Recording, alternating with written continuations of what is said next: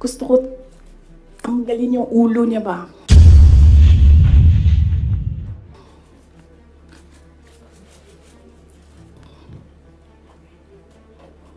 I realized toxic na yung relationship.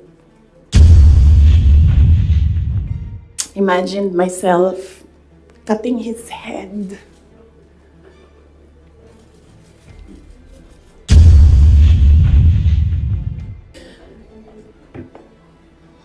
Bago ko tanggalin ang ulo mo, and then I'll cut his head.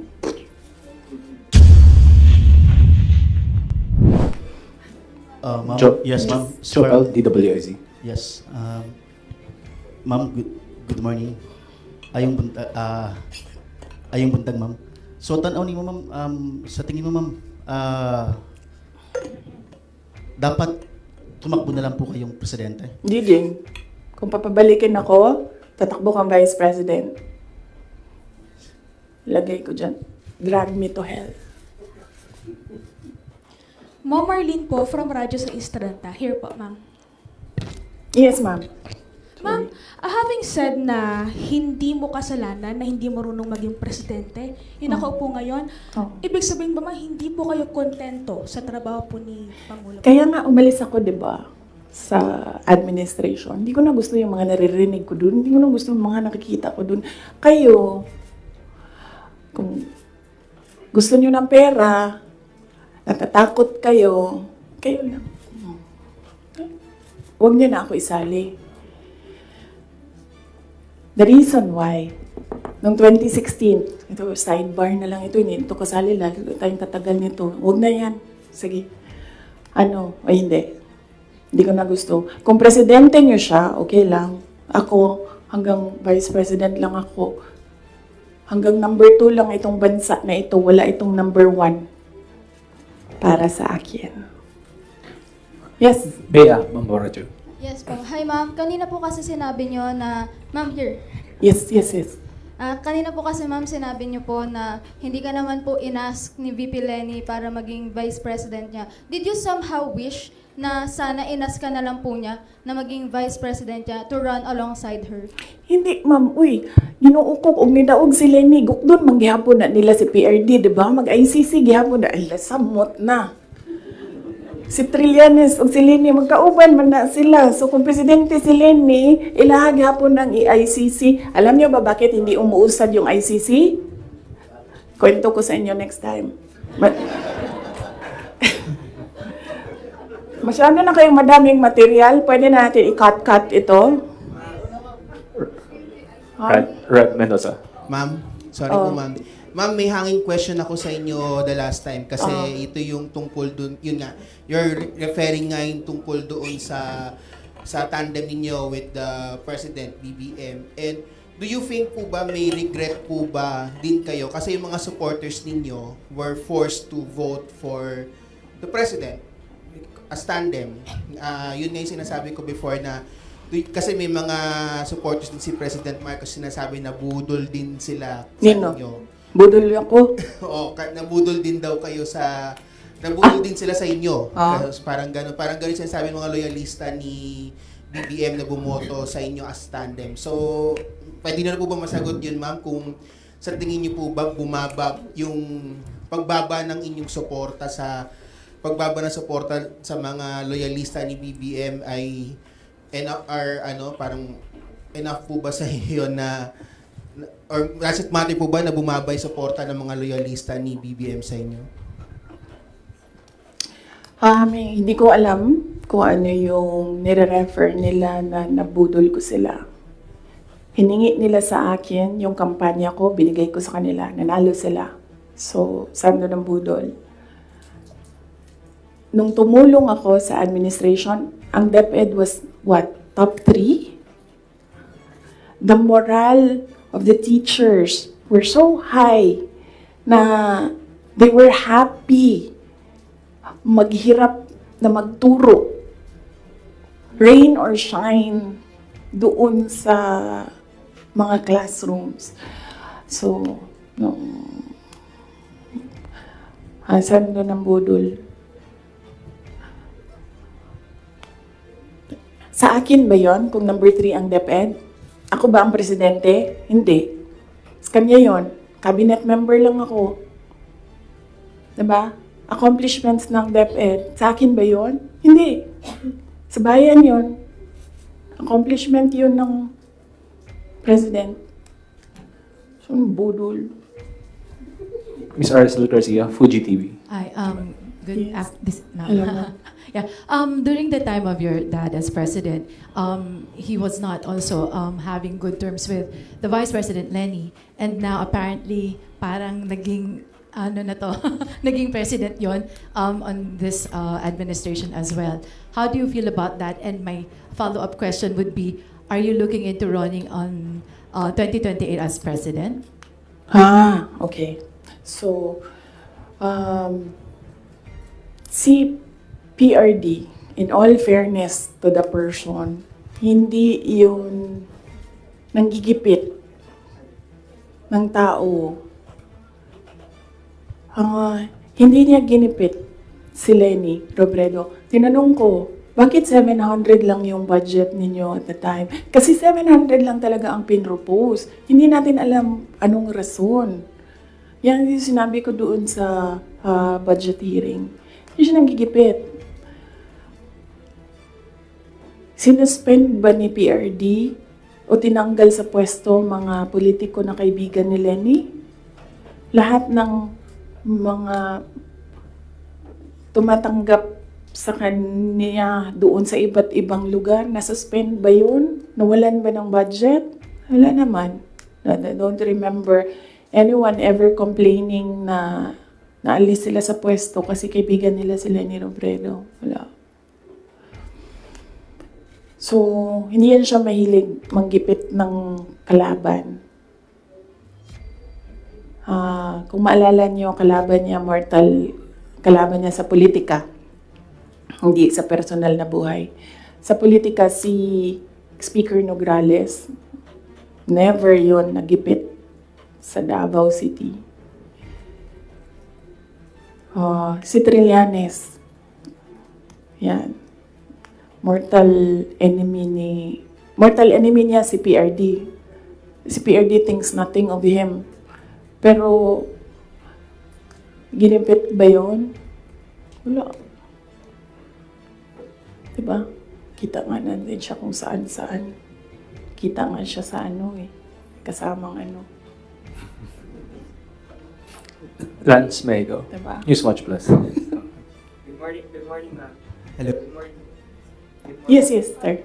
Good morning po. So, since we're on the topic of the election, 2022 elections, recently po kasi nagkita si Pangulong Bongbong Marcos at si Vice President Robredo sa isang event sa Sorsogon. And may sinabi po si Pangulong Marcos na this may be a step for political reconciliation. How do you feel about this meeting and that statement? Wait lang ha. And the 2028 question, ma'am. Oo. Sa sunod na lang yan, ma'am. Ano ba yung sinabi ko na date? Kailan nga ba yun? Fourth quarter of 2026. Fourth quarter of 2026. So, kung mag-advise ako kay Lenny,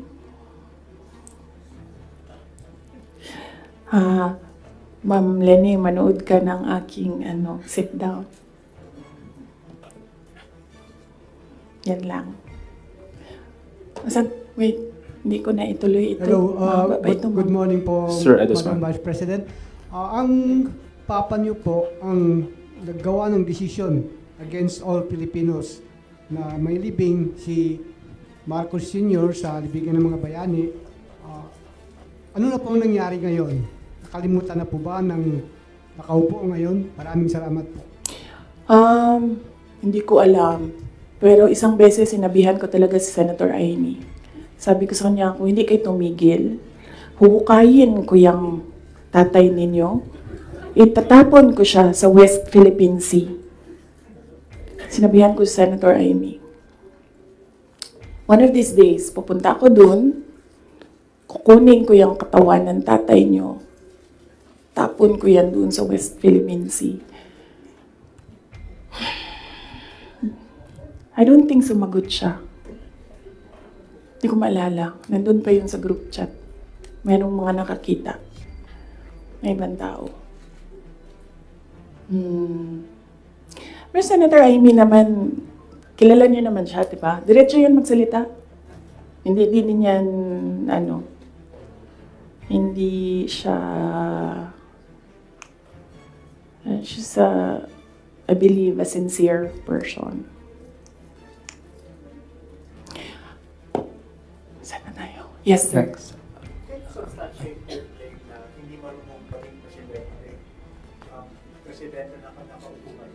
You mentioned that hindi mo na gusto yung mga nakikita at naririnig when you were there. And second question mo, I'm genuinely curious because you had a long narration of what transpired from 2021 until 2022. There was a lot of negotiating, there was a lot of political discussions on who to run, who will step down. But I'm genuinely curious, ma'am, where's the public in all of these discussions? Where did you ever discuss policies, platforms? Because it's as if it's political families discussing the future of the country without regard for the public. And you mentioned that the context of all these of this press call is to give justice to the 30 million plus Filipinos who voted for you and President. Yes, oo. Unahin ko muna yung last question. Last question was, hindi ko alam sa kanila. I mean, you should ask the President kung ano yung platform niya. Pero very clear yung platform ko. It was continuity of build, build, build. It was mapayapang pamumuhay, edukasyon, at trabaho. Very clear. And when I won, it was still mapayapang pamumuhay and trabaho and edukasyon, all related to security. And noong hindi ko nakuha yung overarching na sector, I focused on education. Siguro yan na rin yung sagot sa unang question mo. Paano ko nasabi na isubstantiate ko yung sinasabi ko? I don't ever remember may platform siya na sinabi kung anong gagawin niya para sa bansang ito. Di niya sinabi ano ang gagawin natin sa food security. Wala siyang sinabi kung anong gagawin natin sa inflation na darating. Kasi alam naman natin na at the time na darating yun eh. Kasi nakikita na, na-forecast na siya. So, yan yung pagsasubstantiate ko sa sinabi mo. I don't ever remember, may plataforma siya, I don't ever remember him discussing kung ano ang gagawin sa problema ngayon. Alam niyo noon, pag pumupunta ko sa 7-Eleven, expensive yan na tindahan, di ba? Ay, sorry, 7-Eleven. Pero yes, expensive sila. Kasi, ano sila, go-to. Mabilis ka makabili, nandun yung kailangan mo. 1,500 ko noon. Bili na ako ng corned beef, bili na ako ng tinapay, bili na ako ng kung ano-ano. Ngayon, ang 1,500 ko, tsokolate na lang ang mabili ko. Tsaka ice cream. Wala na ang corned beef, wala na ang tinapay. So, yes. Just a very quick follow-up. When did the conversation happen between you and Senator Amy na you mentioned natatapon Hindi kasi conversation yun eh, group chat yun. Tapos, noong banat sila ng banat, sinabihan ko na talaga siya. Sabi ko, one of these days, huhukayin ko talaga yan. Tatapon ko yun sa Philippine Sea, yan tatay ninyo. Okay, so, pwede tumuloy na muna tayo, ha? Kasi gutom na ako. Ma'am, Ma'am, Kelly Cordero po from Bongo Radio. Ma'am, since sinabi niyo po na hindi niyo nagugustuhan po yung pamamalakad ngayon ni PBBM, kung irarank niyo po in a scale of 1 to 10, 10 is the highest, ilan po ang rate nyo sa performance po ni PBBM? Nasabi ko kanina, 10 is the highest, 1 lang ang rating niya. Sabi ko na kanina, di ba, kung kayo gusto niyo, wala man akong problema. Huwag niyo na lang ako isali. Ako, hanggang number 2 lang ako. Walang number 1 ang Pilipinas ngayon. Kung meron man, ang daming number 1, iba-ibang direksyon sila. Box follow-up? Ma'am, follow-up lang po. Since you mentioned na President Ferdinand Marcos, you don't remember at all him discussing with you kung ano yung platform niya when he run for the presidency. Pero kayo po ba, did you insist na parang sa part ninyo, this is what you want for the country? As Yes. running? Oo. Sa kanya or sa tao? Sa kanya po, nung nagdi-discuss kayo na dapat po may plataforma tayo. Kasi naman, di ba, ang expectation mo, pag tumakbo yung tao, meron siyang sinasabi na gagawin niya. And, pasensya na. Pero nung nakaupo ako doon at the time, hindi ako nakikinig sa kanya. Ang naririnig ko lang, sama-sama tayong babangon muli. Apparently, yun lang yung naririnig ko. And when you say, sama-sama tayong babangon muli, you will do something to make this country the best that it can be. Kasi sama-sama tayong babangon muli, di ba? So, ibig sabihin, walang maiiwan. But apparently, madami ang naiiwan ngayon. Yun lang naririnig ko noon. Ang mali ko ata is nag-assume ako na when you say, sama-sama tayong babangon muli, gagawa ka ng mga bagay para sa bayan at para sa taong bayan. Nag-assume ako na ang gagawin niya ay mas maganda pa, mas maayos pa, mas magaling pa sa lahat ng dumaan na presidente. Sir, ako din kaganyan sa'yo. Tapusin na natin ito. Otherwise, hindi tayo matapos ngayon. Babalik tayo bukas, Sabado. Ma'am, ikaw lang yun at ako, ma'am. Sila, they want a weekend, ma'am.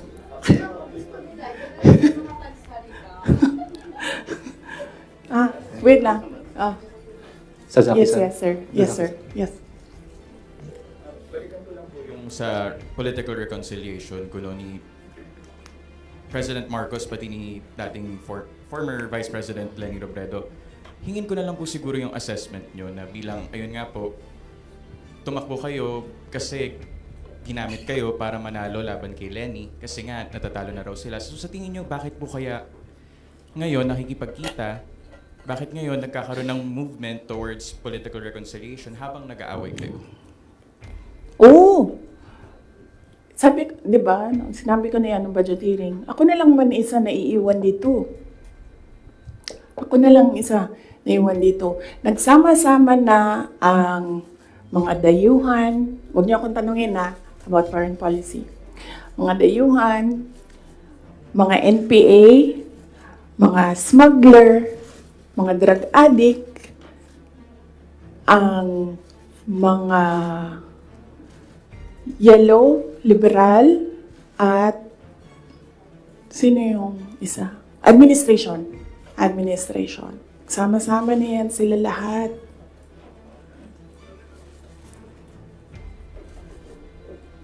Ako lang na naiwan dito sa... Kaya nga, ito lang ang lamesa natin. Kasi ako lang mag-isa na. For what? I think, di sila ganahan siguro sa kuha. Tingalig di sila ganahan sa kuha. Gana mo ginong mga insecure.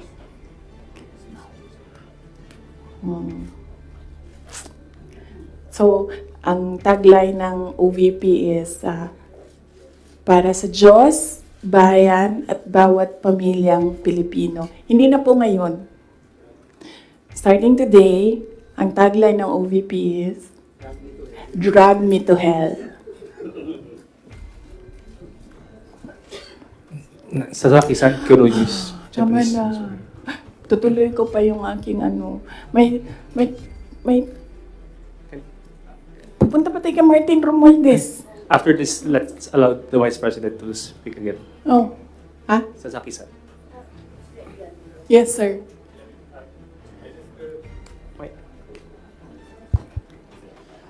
I just wish to have a question.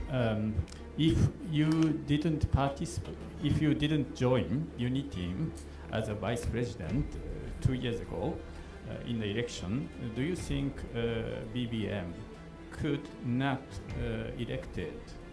And do you think that was better without for people of the Philippines? And also, do you feel your contribution was underestimated or ignored by the administration? Contribution to the campaign, to the election. Okay. If I did not run, would he have won? I do not know. I've not seen his numbers without my number, but I'm sure their side has seen his numbers against Leni Robredo with and without Sara Duterte. So, I've not seen it. I wouldn't. Maybe I think they know that they will not win because that was what Senator Aimee said. We cannot win against Leni Robredo without Visayas and Mindanao. Yes. The other question is, Do you think if you didn't agree in the BBM would not be elected? Is that better result for the people of Philippines now, do you think? if I wouldn't know as well. I wouldn't know if we would be in a better place if Leni Robredo is president. Something that is speculative. So I cannot answer the question if we would be in a better place if we had another president, not BBM. And also, do you think your electoral contribution was underestimated or ignored by the current administration? Yes, I believe so because we are here today because he said he was deceived. So yes, I believe yes, and they've been saying that in their communications that. In fact, ayaw ko i-mention ang pangalan niya. So I'll just mention his initials, LG. Yan ang sinasabi niya. She did not bring anything to the table. When in fact, I am here sitting down today to tell everyone they needed me. I don't need them. So, sabi ko kanina sidebar, hahaba yung yung 2016, balik tayo 2016. Kanina, 2021 lang tayo ngayon. Balik tayo 2016.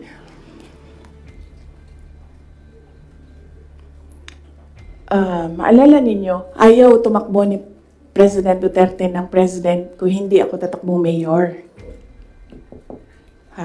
Paulit-ulit niya yan sinasabi, hindi ako tatakbo kasi si Inday Sara ayaw niya tumakbong mayor.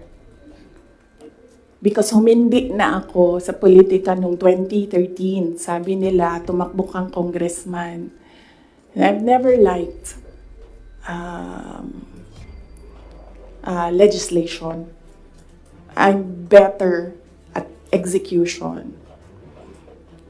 So, sabi ko, no, hindi ako tatakbong congressman. I'd rather work sa law office. So, 2016, sabi ko, no, I'm done. Bahala kayo kung ano yung gusto nyo. But he said na, no, I cannot run kasi ayaw ni Inday Sara tumakbo. Ayaw ni Inday Sara tumakbo ng mayor.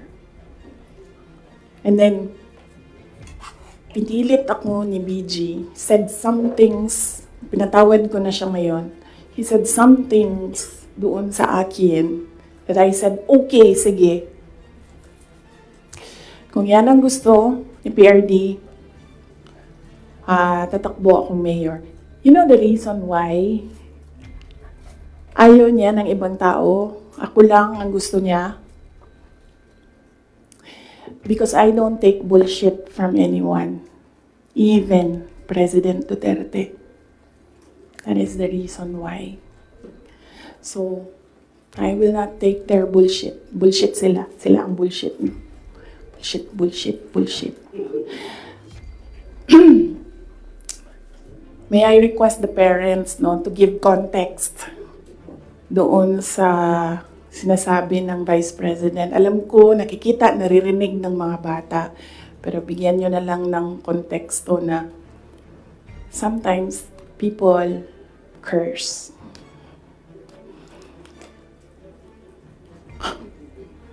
Ano na? Oh, so DepEd.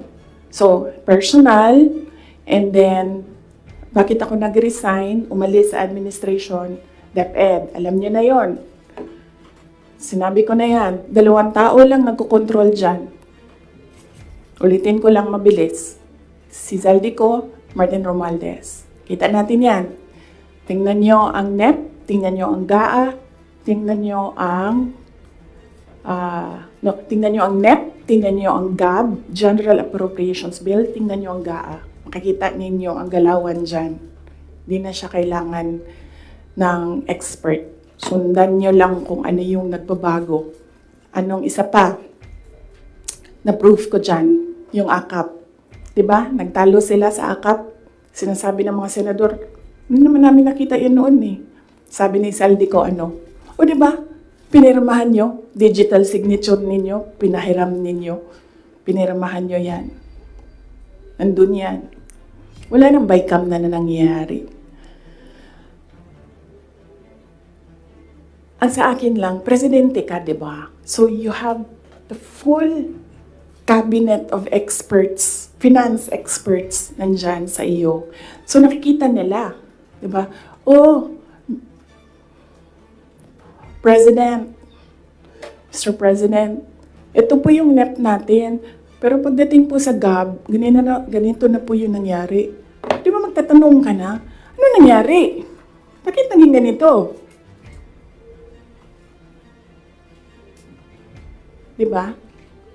O ako lang ba yun? Well, kung ako yun, ganun. Ano nangyari? Bakit ganito na ang GAB? Pagdating ng Senate, ano nangyari? Tingnan nyo. Bakit ganito na? Pagdating ng BICAM, di ba? Merong daming insertions doon. Walang paper trail and then suddenly sa BICAM nandoon na. Uy, di ba magtatanong ka? Bakit ganito? Ano nang ginagawa sa budget? Well, hindi ko nakita yun Hindi ko lang alam kung alam niya. But there is an expectation that alam mo kasi ikaw ang nag-submit ng NEP and nakita mo kung anong lumabas sa GAA. So there is an expectation na alam mo kung anong nangyayari sa budget. So, merong president na, okay, ito yung NEP. Then, after a few months, okay, ito yung GAA. Yung wondering kung alam niya kung ano nasa page 2.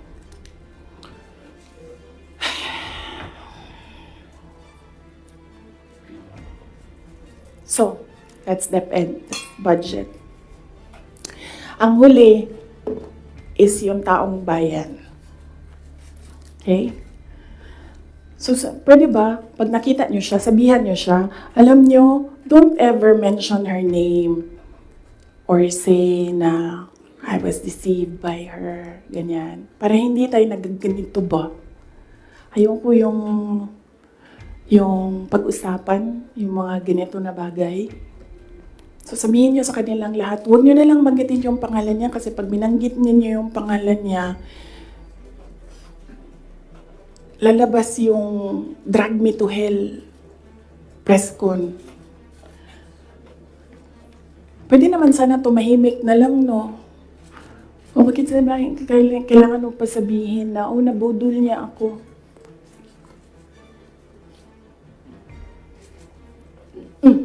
So, taong bayan.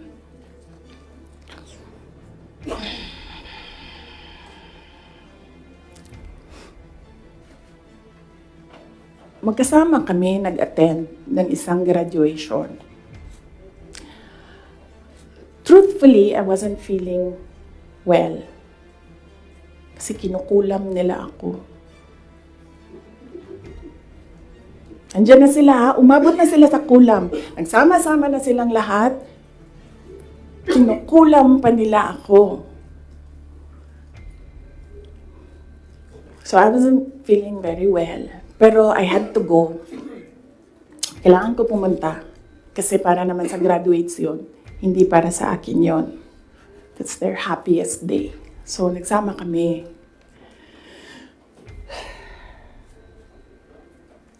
Nagsama kami. Katayo kami doon. And, merong isang graduate na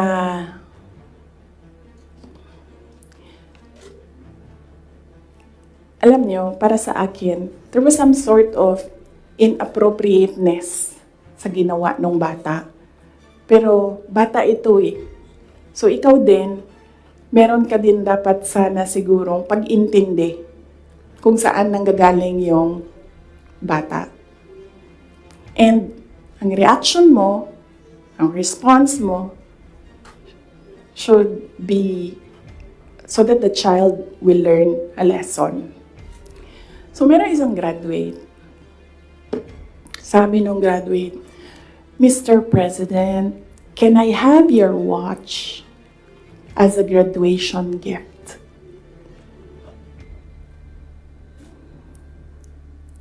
And narinig ko, tabi ako, di ba? Narinig nung katabi ko. Narinig nung katabi ng katabi ko. But apparently, this guy, di niya alam kung ano isasagot niya. So, ang ginawa niya, pinaulit niya sa bata. What did you say? So, this time, syempre bata, hindi niya alam ba saan yung inulit ng bata, louder this time. Mr. President, can I have your watch as a graduation gift? Nasagot niya. Why? Why will I give you my watch? At that point, may sakit na ako. I wasn't feeling very well. Nandun lang ako, nakakatayo ako doon kasi may gamot ako. Gusto ko tanggalin yung ulo niya ba?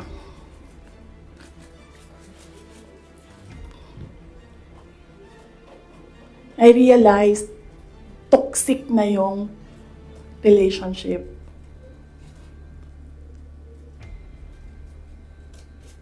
And it did not help na itong dalawang katabi ko, tumawa pa. Pinagtawanan pa nila yung bata. And I saw the humiliation sa face ng bata. I wanted to help him. Gusto ko sabihin sa kanya, itong relo ko na lang, relo ito ng Vice President, ito relo ng Presidente, pero I hope this will do. And then I realized na baka mas lalong mapahiya yung bata if I do that. So I just imagined myself cutting his head. gusto ko, ganun din ang gusto ko gawin doon sa mga katabi ko. So, na-realize ko, toxic na ito.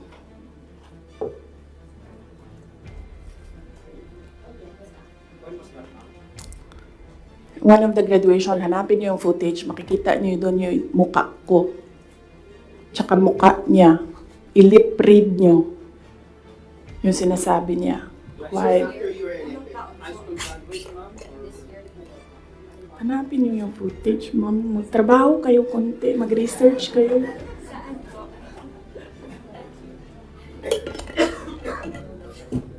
So, gusto ko sabihin sa kanya, bago ko tanggalin ang ulo mo, yung batang yan yung magpapakamatay para sa bayan natin. Nag-aral yan ng 4 na taon, naghirap yan ng 4 na taon, walang tulog araw-araw para mag-training kasi mamamatay yan para sa bayan natin. Yan yung batang yan, ang mapuputulan ng daliri diyan sa fiasco ninyo sa West Philippine Sea. And then, I'll cut his head. So, doon, na-realize ko, toxic na, di ba? Ganyan na yung imagination mo. Ang imagination mo, sinasakal mo na yung tao. And then I said, this is over. Tapos na. And then, so hindi pa natigil. Doon sa Tamayong, sa barangay Tamayong, sa Davao. Alala niyo? Pinupuk-puk nila yung mga tao doon. Hinampas, pinupuk.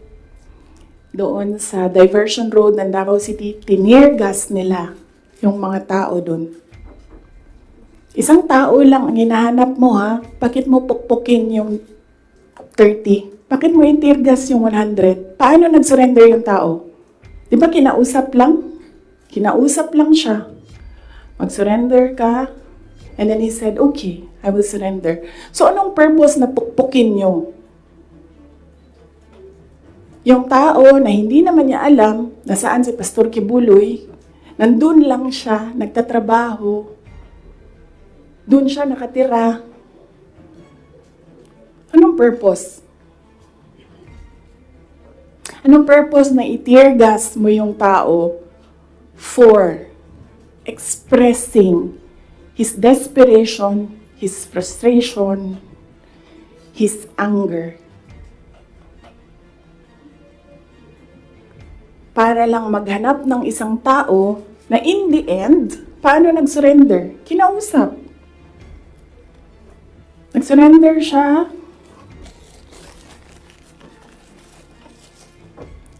Kinausap siya. Walang napukpok, walang natirgas, walang nasaktan. And then, kailangan nyo talaga ganunin ang mga tao. And then I said, it's all over. So, umupo ako with the table ko sa DepEd at the time. And then sabi ko, sarili ko,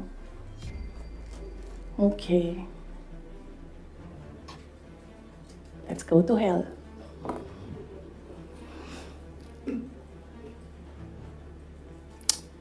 So, ano bang ginagawa nila? Balik tayo dun sa yung political reconciliation. Ang gusto nila, hindi ko sinasabi silang lahat, ha. Si Martin Romualdez lang.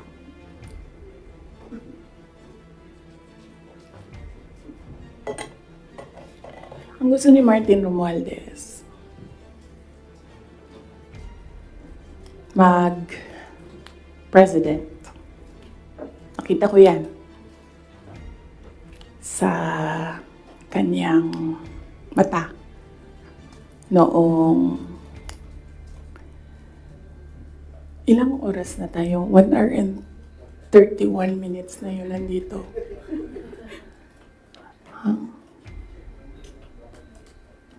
I-cut na lang natin. Tapos next week yung Martin. Pwede, madami na kayong material, di ba? Okay na yun? Oh. Sige. Ang questions natin doon lang sa 1, 2, 3 ha. Sa personal, sa budget, sa DepEd, and kung the way he treats.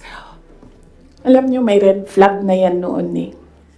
Nung kampanya, may red flag na yan. But unfortunately,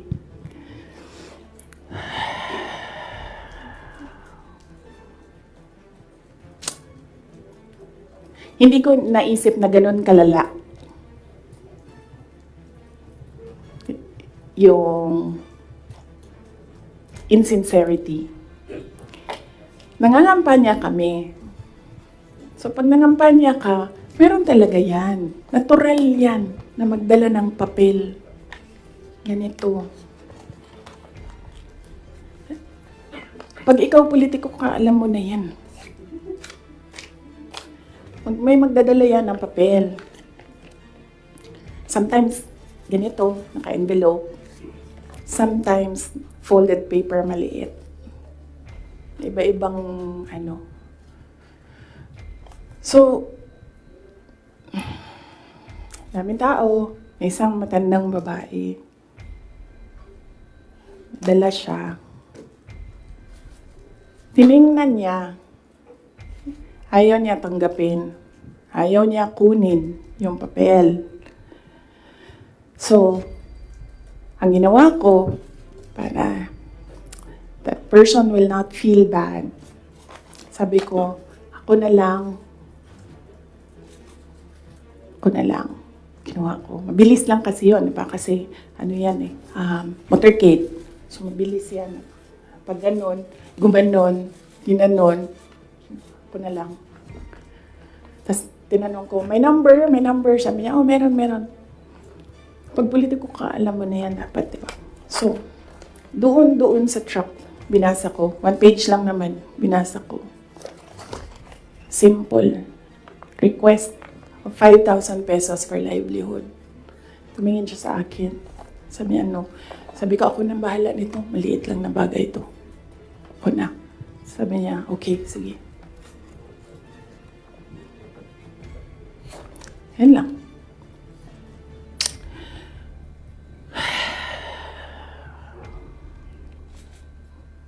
Alam mo yun? Maliit na bagay yan ba? Kunin mo. Basahin mo. May number dyan. Tawagan mo. And then you say, okay. Ano ang mga documents na kailangan namin? Okay, bigay mo. And then, okay. Complete documents. Ayan, tapos. Alam mo, for some people, wala lang yung 5,000. But for other people, 5,000 is everything. Alam mo, merong governor ngayon, hanapin niyo siya. Hindi siya nag-BBM. Kasi, at first ayaw niya sabihin. Kaya ayaw ko sabihin yung pangalan niya ha, kasi ayaw niya talaga ikwento. Pinilit-pilit namin siya, bakit ayaw mo mag-BBM? Bakit ayaw mo mag-BBM? Ayaw ko sabihin kung sino yung kasama ko, pero may kasama ako. And then, bakit ayaw mo mag-BBM? Sabi nung kasama ko, kausapin natin ito, iupo natin tong governor na ito. Sabi ko, okay, sige. Sabi ko, bakit ayaw mo mag-BBM? Sabihin mo sa akin. Bakit ayaw mo? Ganon din ang kwento ng governor. May ibang version lang, konti. Hindi straightforward na ganon. Ang kwento ng governor, siya nakita ko with my own 2 eyes kasi ako yung nag-i-escort sa kanya. And for that reason, hindi ako mag-BBM. Okay na, nasabi ko sa kanya, okay, di na magsara ka na lang. Nasabi niya, sige, ikaw walang problema.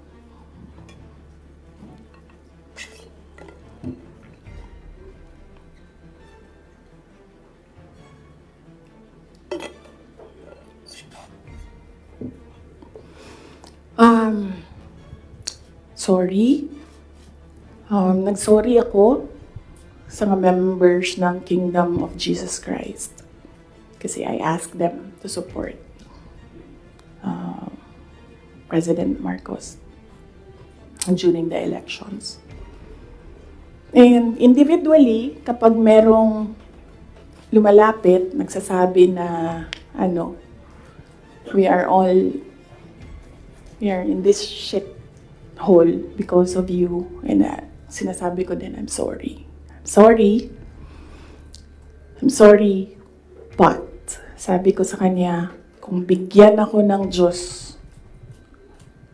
ng pagkakataon, yan lagi yung sagot ko. Kung bigyan ako ng Diyos ng pagkakataon, bawiin ko lahat yan. Hindi ko bawiin yung nangyari. Pabawiin ko yung dapat para sa bayan. Alam nyo, next week na lang yung kay Martin. Pero si Martin talaga is an embarrassment for the Philippines in the global stage. Kakahiya.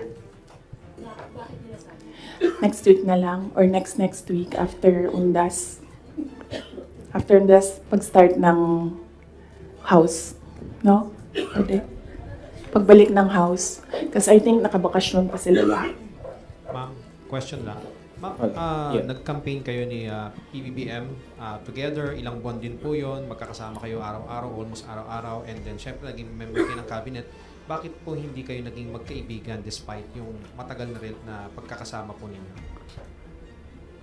Ni President Marcos, hindi talaga kami magkaibigan.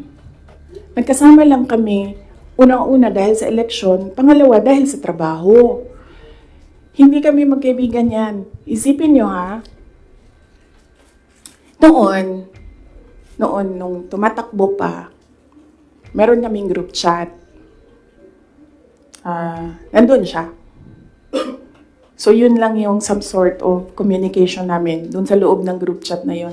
And hindi siya medyo nagsasalita doon, bihira. After nun, nawala na siya doon sa group chat. And then after that, wala akong number niya. I'm sure may number siya sa akin. Kasi syempre, nandyan yan sa mga staff mo, sa aide mo, diba? Yung number ng Vice President. Pero, wala kaming, some sort of communication. Nothing at all. Except nung magkasama kami para mangampanya. Yan lang. Sa labas niyan, wala na.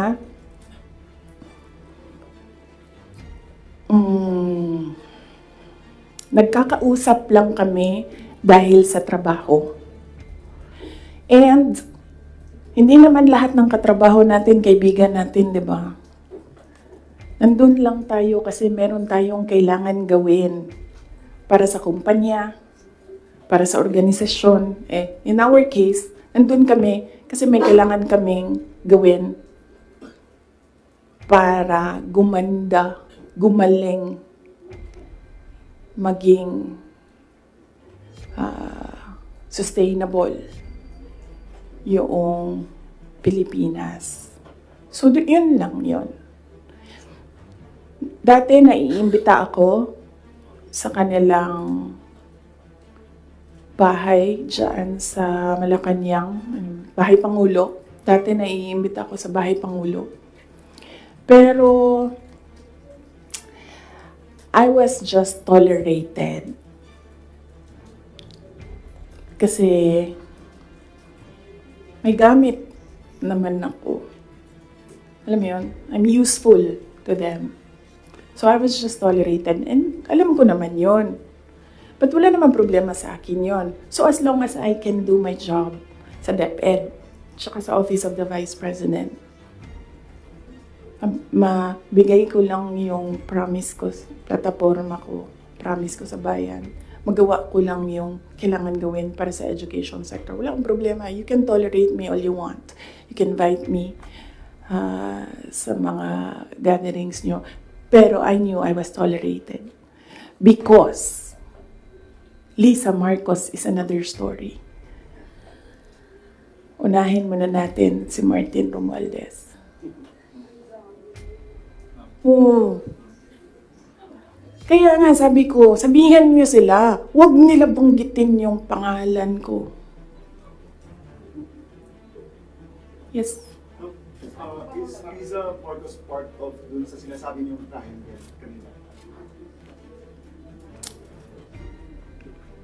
Yes. Oo. Oh, anong purpose ni Inday Sara? Ang magagawa ko sa bayan, I will call bullshit as it comes. Yan ang magagawa ko para sa inyo. Kung bullshit siya, sasabihin ko sa inyo, bullshit talaga yan. And, yes, as I said, huwag kayo mag-alala sa akin. Hindi ko kailangan ng pera. Kaya hindi ako madadala sa pera. Kasi, ang pinakagusto ko sa buhay ko, hindi siya nabibili ng pera. So kahit man meron akong 500 billion sa likod ko, hindi pa rin mabibili yung gusto ko. So hindi ko siya kailangan. And hindi ako takot. That's why I said, you can drag me to hell all you want. Wala kang problema sa akin yan. Si Martin ba? Bakit hindi po mabibili ng pera? Sinabi niyo po hindi mabibili ng pera yung gusto niyo. Ano po yung gusto niyo? Ayaw ko sabihin. Masyado ng personal yan, ma'am. Masakit na nga sa akin na kailangan ko magsalita kwento. Masakit na nga para sa akin na ikwento ko from 2016 to 2021. Anong nangyari sa mga group chat na yan. Yung mga papel na yan. Masakit siya. I don't like talking about my life. Gusto niyo pag-usapan ng pagbabago campaign, tree planting namin? Ayaw niyo. I understand po ma'am, yung 2022 to 2023, I mean, kasama kayo lagi ni Speaker Martin Romualdez sa mga events ni BBM. So, Yes. why, parang bakit, tapos yun na, before yung nangyari yung resignation sa lakas, after na resignation sa lakas, nakita pa kayo ni BBM na kanudling daw or holding hands kayo ni Martin during one of his foreign trips. So, why biglang nasuklang kayo bigla kay Speaker?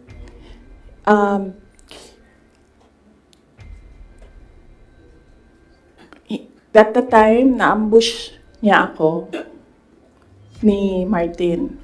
Tingnan mo yung footage. Di ba nakaganyan yung kamay ko? Kasi hinihila ko yung kamay ko. Hindi ko naman siya mahila pag ninaganyan, diba? Nilalagyan ko ng force kasi hinihila ko. Hinihila din niya.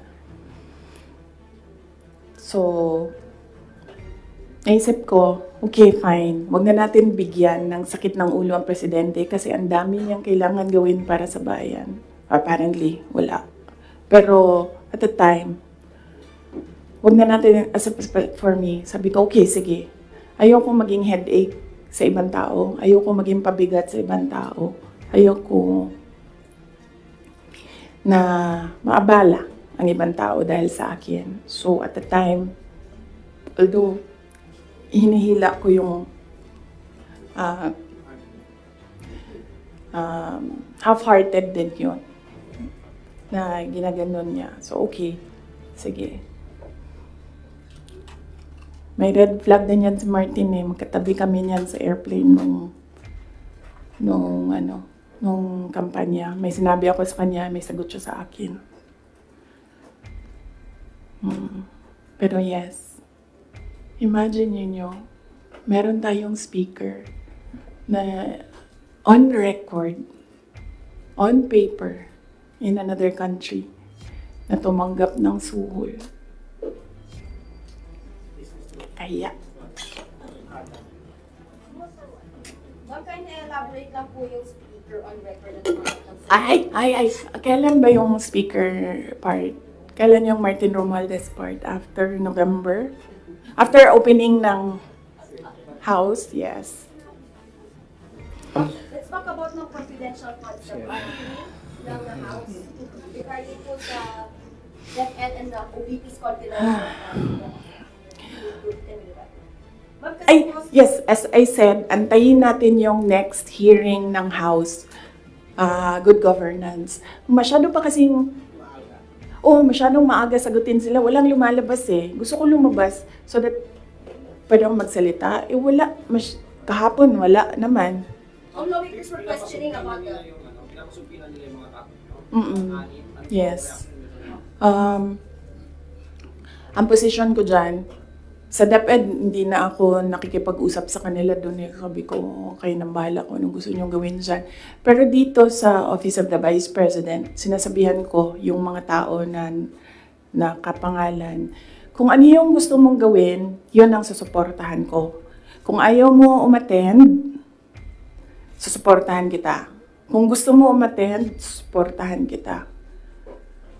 Hindi ko pipilitin kung ano yung dapat mong gawin. Mag-decide ka, and then kung ano yung path, if you decide on the path that you will take, I will support you on that. So, hindi pa kami nagkausap nung merong mga subpoena, hindi pa kami nagkausap kung ano yung gusto nilang gagawin. Basta sinabihan ko sila, I will be with you every step of the way. Sinabihan ko din sila, kung ang decision mo ay magpa-detain, sinabihan ko din sila, sasamahan kita doon sa loob ng detention. Walang problema yan sa akin. Kasi hindi naman lahat ng mga tao kasi sanay sa pressure, sa stress.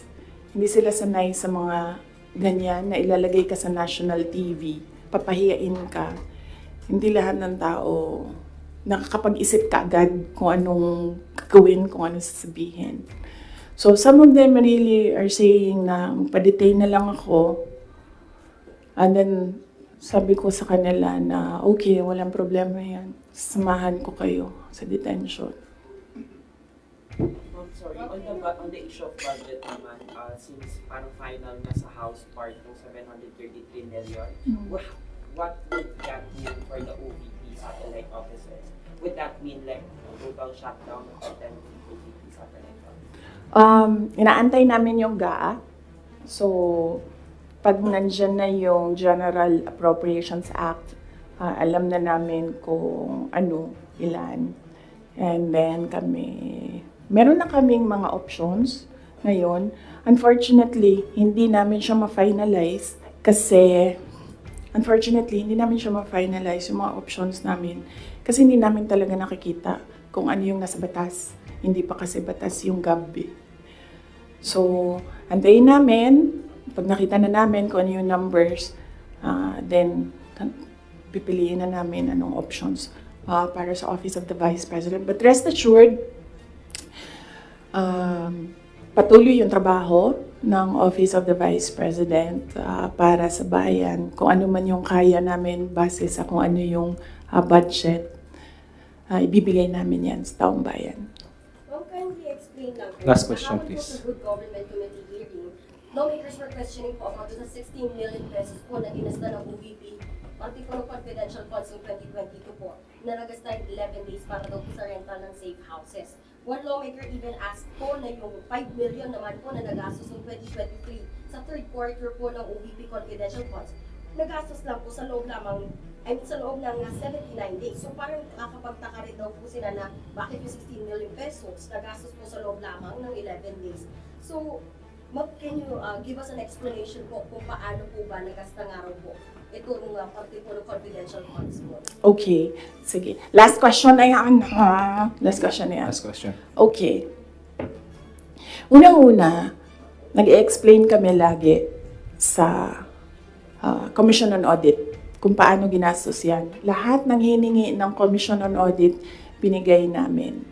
Meron kaming mga hindi nabigay, sinabihan kami ng Commission on Audit, kailangan namin yan. So, we fully cooperated and participated and submitted to the Commission on Audit with regard to the confidential funds. Alam niyo, hindi nakakapagtataka sa gobyerno ng gumastos ng millions araw-araw. Kami doon sa DepEd noon, pumipirma kami billions in one day para maglabas ng pera. So, hindi nakakapagtataka ang 5 million, 10 million in a day. Pirma lang yan. Tapos lalabas na yung pera. Ibabayad na yan kung saan yan ibabayad. And then, babalik na yung documents para sa ganyan. Ganun talaga ang gobyerno. Gumagastos siya everyday para sa mga projects niya. And sometimes, it's not millions, billions ang pinipirmahan ng mga opisina ng gobyerno para sa projects. Okay? Yes. Maraming salamat. Sabi mo po mas mahal pa po yung ginasta sa safe houses po na yun. Parang sa luxury hotels, sa mga mamahaling condo po sa Metro Manila. Kasi ang ginagawa nila, nag-audit na sila. Kaya ako hindi sumasagot doon sa kanila kasi ang ginagawa nila, sila na yung nag-audit. Hindi naman yan tinanong ng Commission on Audit. Ang hiningi lang ng Commission on Audit, ano yung documents para sa mga expenditures. So, sinubmit namin yon. And in fact, nakikita nila yun kasi sinubina nila lahat ng documents. The thing with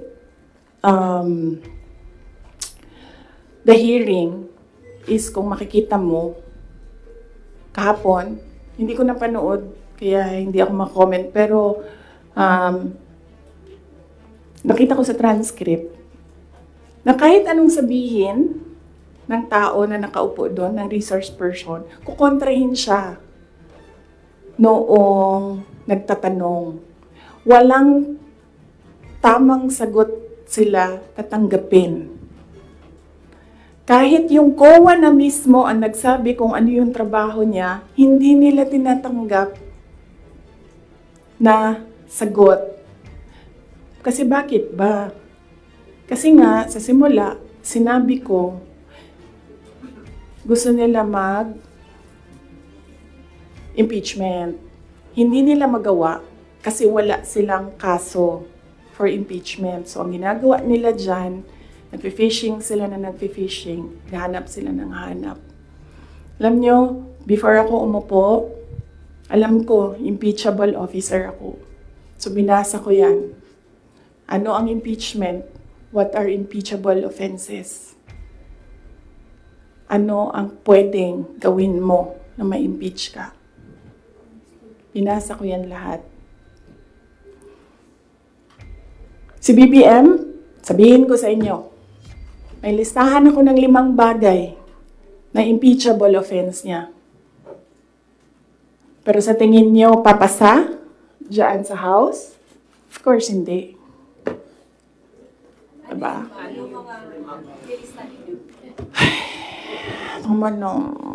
Last question. Last Hindi ba question. kayo napapagod? I mean, Last question. grabe ang energy ninyo.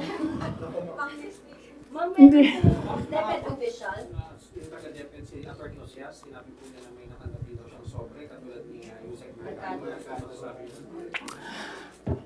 Yung envelope na yan,